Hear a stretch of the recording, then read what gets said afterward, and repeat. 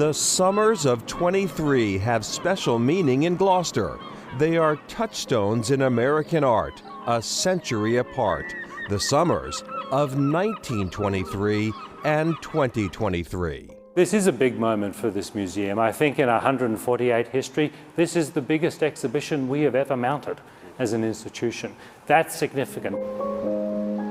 The Cape Ann Museum will open Edward Hopper and Cape Ann, illuminating an American landscape, which will shed light on some of Hopper's life-changing years in Gloucester, particularly 1923.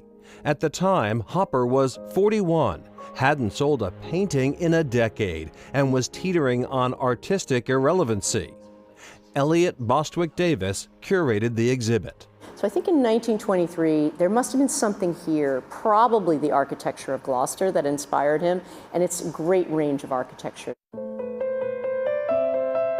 Drawn to Gloucester, but then captivated by a fellow painter, Josephine Jo Nivison, whom he knew through the artistic community in New York City, and whose meandering cat brought them together.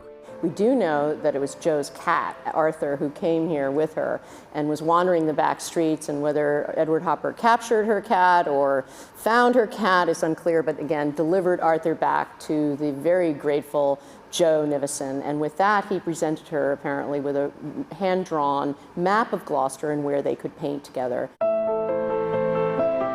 Which they did, with Jo encouraging Hopper to work in watercolor and prodding him to remember the lessons of painter Robert Henry, with whom they had both studied. Robert Henry had taught them to be sketch hunters, to walk the streets of Gloucester and the wharves and the waterfronts, and to really paint what they loved. So Hopper paints trawlers and beaches and churches and the iconic mansard roof. I think it's one of the most joyous Hoppers you'll ever see. It's really two awnings billowing in the Cape Ann breezes, the house with all of its mansard roof and its many dormers sort of piled up together, and it's flanked by foliage that's casting beautiful shadows onto the house itself and onto the screens below. So it has this quality of light and atmosphere on Cape Ann that he was clearly drawn to.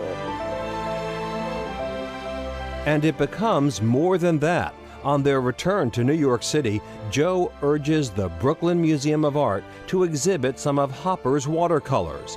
Encouraged by the positive response, the museum buys the mansard roof. It was a very prestigious thing to have your work acquired by a major museum like the Brooklyn Museum at that time, who had been acquiring regularly works by John Singer Sargent and Winslow Homer, so they were well known for watercolor.